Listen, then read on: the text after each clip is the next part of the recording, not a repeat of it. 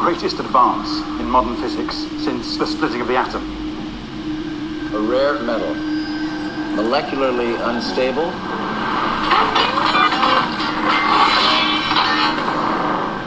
It's what they're made of.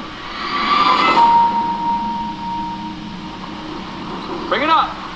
All the way! You guys have never seen a truck like this before? Dad, you can't keep spending money on junk. I don't think it's a truck at all. I think we just found a transformer. I'm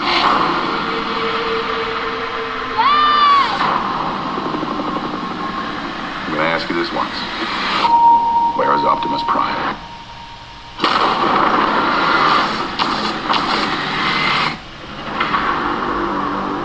After all we have done, humans are hunting us. But I fear we are all targets now. What is that? Who sent you here?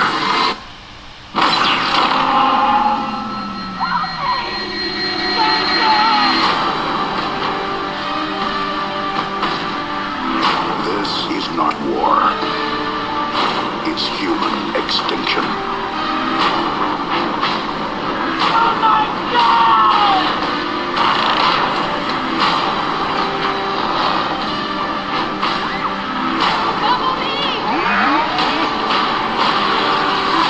How many more of my kind must be sacrificed? You gotta have faith, Prime. Maybe not in who we are, and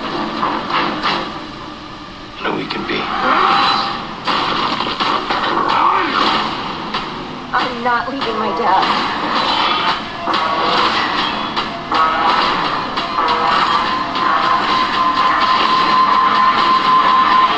We need a new army.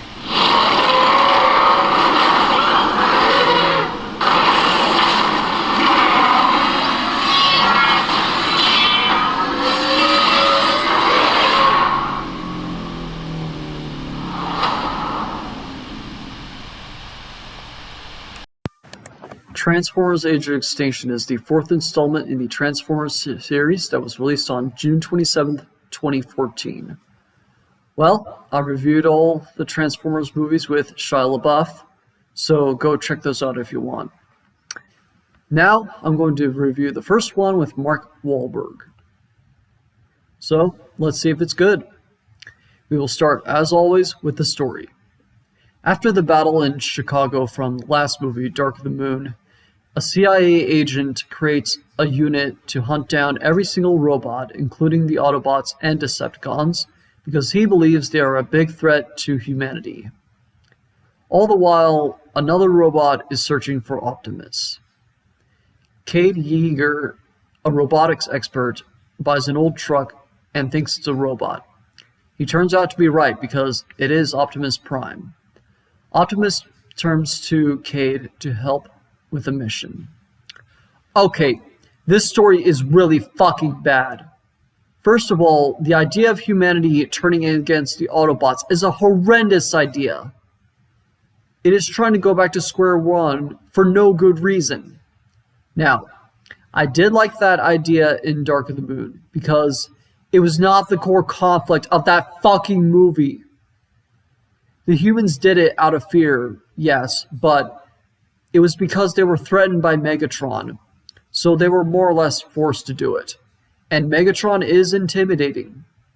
There is no reason to have the humans turn on the Autobots, or at least not a good reason. The Autobots were fighting a just war. There is no fucking way this idea could have worked. At least Revenge of the Fallen had a good idea with Transformer robots in the desert. You could have made a good story with that. And hey, maybe if the writers' strike of 2008 didn't happen, they would have. But no, the idea of humanity turning on the Autobots would not work at this point in the series. It is such a pathetic plotline that didn't need to be in the movie. Another problem I have with the movie is that Cade is a completely unlikable main character. He has a daughter named Tessa, and he is so overprotective of her for no explained reason. He actively discourages her from getting a boyfriend and bitches about the outfit she wears. Why the fuck do you even care? I get that some parents do that in real life, but it doesn't mean it's right. He seems to have a hatred of Shane Tyson, who is Tessa's boyfriend. Once again, for seemingly no fucking reason. Besides, he is not that funny and is actually quite frustrating to watch on screen. Even a black woman at one point calls him an asshole. And in hindsight, I kind of agree with her. This guy made me miss Sam Witwicky. As annoying as Sam was in Revenge of the Fallen, he was never this aggravating to watch. I struggle to think of any fucking redeeming qualities about Cade. Well, he's a robotics expert, but that would be interesting if that wasn't literally the only other facet of his personality, other than that he has a daughter. Look, I'm not asking for his character to be multi-dimensional. That is fucking unrealistic for this type of movie. I just want something to like about him. Is that too much to ask? Because goddamn is he a bastard. It makes it all the more painful when Tessa rightfully calls him out on his behavior. This would not be so painful if he wasn't the fucking main human character. Now, Tessa and Shane are pretty good characters, and I could easily see the connection between the two. Maybe this movie could have worked if it focused entirely on these two, and they were the main characters, and Cade was just not in the movie, or at the very least his part was greatly reduced. The Transformers movies never really relied on star power, so I don't see why not. For those of you who wanted to see this movie for the appearance of the Dinobots, well, prepare to be disappointed because the Dinobots are barely in this movie. In fact, I forgot they were even in it. They play an extremely minor role in it. You would think that the big reveal in the trailer would be what the film is about, but no, it's not much of anything.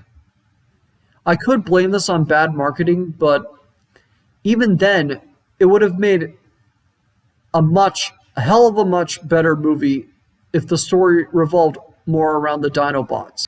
You would have to do a whole goddamn lot to fix this movie. This is also the longest Transformers movie, clocking in at 2 hours and 45 minutes. And honestly, sometimes it feels that long.